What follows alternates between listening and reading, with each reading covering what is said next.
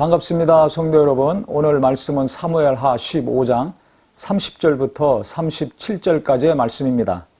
다윗이 감람산 길로 올라갈 때 그의 머리를 그가 가리고 맨발로 울며 가고 그와 함께 가는 모든 백성들도 각각 자기의 머리를 가리고 울며 올라가니라.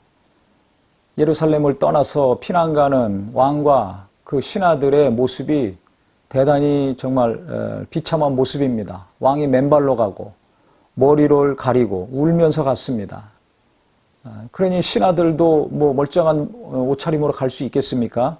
가장 슬픈 모양으로 지금 같이 행차를 하고 있는 것입니다.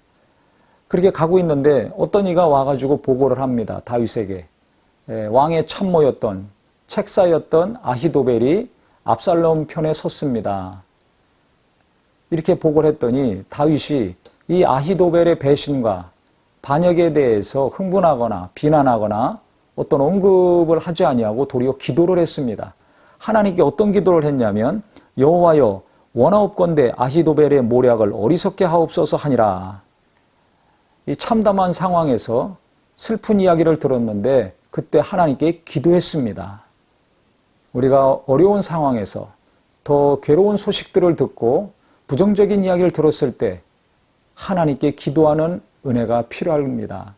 지금 이 기도를 했을 때 그 다음 무슨 일이 일어났냐면 이 감람산에 하나님을 경배하는 어떤 것이 있었나 봅니다. 그래서 지금 다윗이 울면서 감람산으로 올라가고 있는데 그 감람산 마루턱에 다다를 때 이 다윗의 친구인 후세가 왔습니다. 성경에는 친구라고 나와 있는데 그의 참모였는지 아니면 진짜 친한 친구였는지는 확실하지 않죠.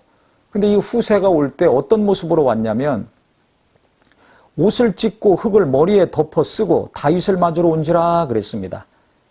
후세도 정말 너무 비참하고 애통해서 슬픔을 이기지 못해서 이와 같이 나라에 재앙이 오거나 가정에 안 좋은 일이 크게 일어났을 때 하는 모습으로 지금 다윗을 맞이한 것입니다.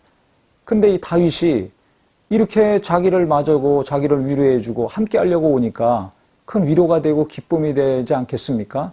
그런데 다윗이 후세에게 내가 나와 함께 가면 나에게 누가 된다. 그러니까 너는 날 따라오지 말고 압살롬에게로 가라. 가가지고 왕으로 대접을 해라.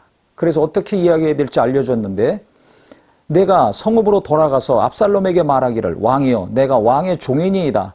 전에는 내가 왕의 아버지의 종이더니 이제는 내가 왕의 종이니이다 하면 내가 나를 위하여 아히도벨의 모략을 패하게 하리라 그랬습니다. 가가지고 아히도벨을 대적하는 일을 하라 이거죠.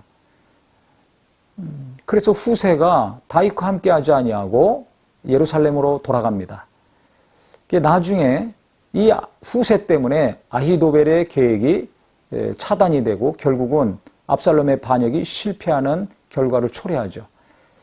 그 다음에 다윗이 또 여기서 뭐라고 얘기했냐면 후세에게 거기 제사장 사독과 그 다음에 아비아달이 같이 있을 것이다.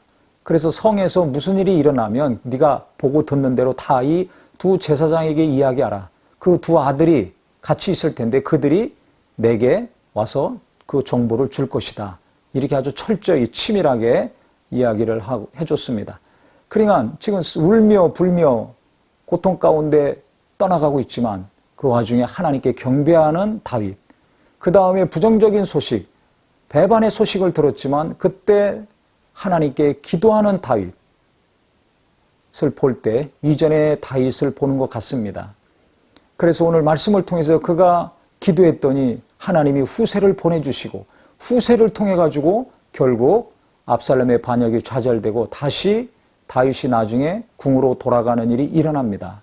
그래서 우리가 어려울수록 부정적인 얘기, 안 되는 얘기, 내가 손해가 되고 피해가 되는 이야기를 들으면 들을수록 마음이 힘드시겠지만은 그때 지금 다윗이 기도한 것처럼 아히도벨의 모략을 어리석게 하여 주옵소서 기도했을 때 돕는 자를 보내주시고 돕는 자 후세를 통해서 다시 그가 권력을 찾을 수 있었던 것처럼 우리가 고난 가운데 기도하고 슬픔 가운데 또 하나님께 간구하셔서 하나님이 돕는 자를 보내주시고 돕는 일도 보내주시고 돕는 영들도 돕는 물질도 계속 부어주시는 은혜의 삶이 되시기를 예수님의 이름으로 축원합니다.